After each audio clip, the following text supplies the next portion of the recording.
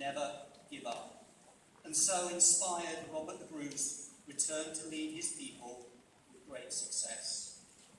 As you will hear from today's Valedictorian, he too has faced his own great struggles, and he too has triumphed. Something that I am sure is true of all of our graduates today, as perhaps only you, your families and friends may ever truly know. There is much, of course, I might say about such an exceptional individual as Mr. Bajaj, but I will leave him to tell his own inspiring story, except to say, of course, all of us here at Sunway are rightly proud of his achievements as a student and as a young man finding his path in the world. Chancellor, it is my very great pleasure to invite Mr. Valedictorian Vijayan of the graduating class of 2017 to give his valedictorian address.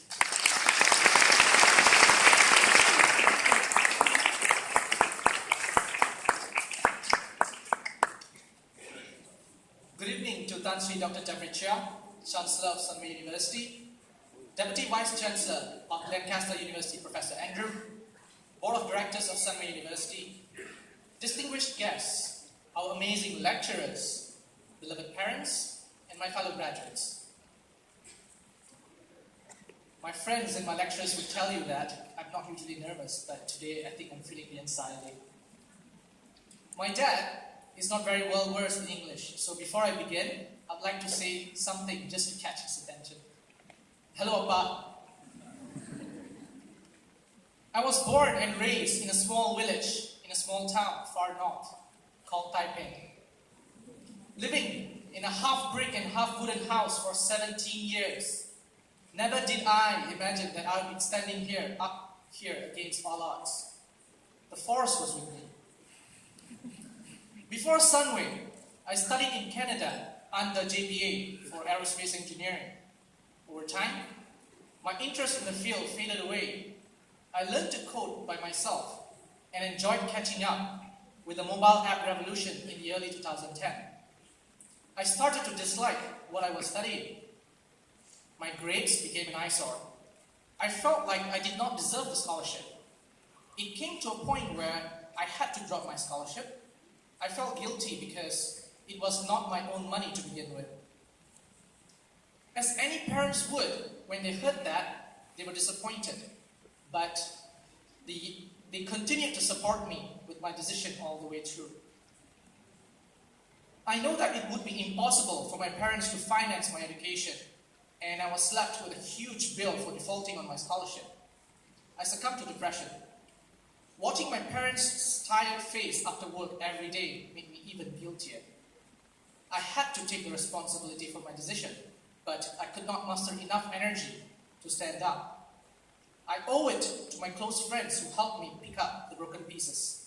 One of my friends said something that I keep close to my heart, that I hope every one of you would benefit from. She said, when you feel like you're at the bottommost of your life, you should rejoice, because you can't go down any further than that.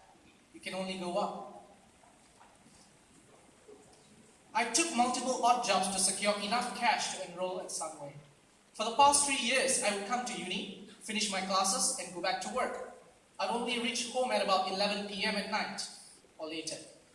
If I had assignments, I'd come back to uni after work, and spend a sleepless night finishing it up.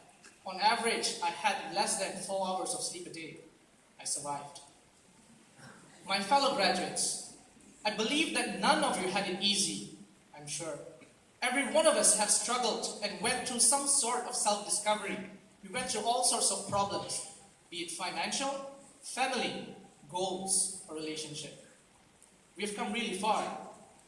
Each of you would have a story to tell. But it was not all pain and dull. We had our own share of fun. The girls might be able to recall that good-looking guy whom they would take sneaky peeks at. And the guys, that would include me, who remember that sweet girl in the 8:30 a.m. class who became the only reason that they would actually drag themselves out of bed to get into the class. Do you remember that satisfaction of submitting your assignment 1 minute before the deadline? Yep, we did that a lot. And the times where we would annoy our lecturers to give us exam tips.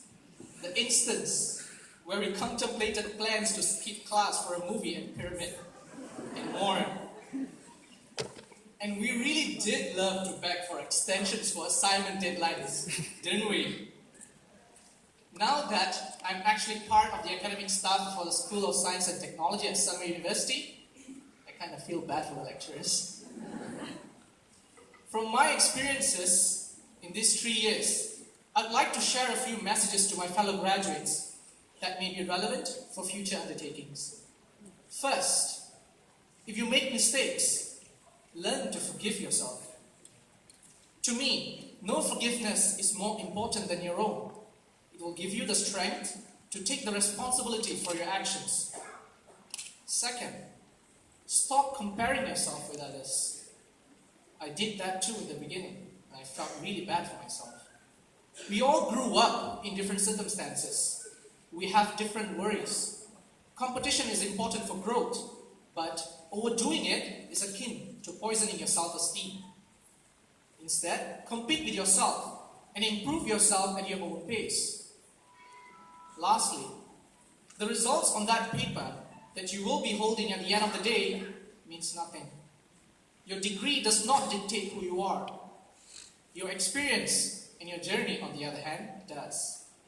It becomes pointless if you have a first-class honors but a third-class attitude. Your personality, your passion, your compassion, and your attitude brings a lot more to the table than your degree and your results. It has worked for me, and I hope that it will work for you too. Before I end my speech, I'd like to give my thanks to Edwin, my very close friend without whom I don't think I'll be standing here. Mwesi, my squash, running, photography, videography, and hiking partner, to whom I owe greatly for non-academic related adventures. Special thanks to my 2 friends in Canada, AV and Karina. I owe you guys a treat. Thank you, Emily, all the way in Australia, for your support and for your company while I was finishing my final year project. Thanks to my uni mates, Ronald, Wenkyong, Juhui, Leo, and Grace, who have been a lively part of my uni life. Special shout out to Brian, Kula, and Yannick, who have been calling me Mr. President ever since they found out that I am the valedictorian. Thank you to all my lecturers for their endless support and guidance. Thank you to Cindy for being here in spirit to support me.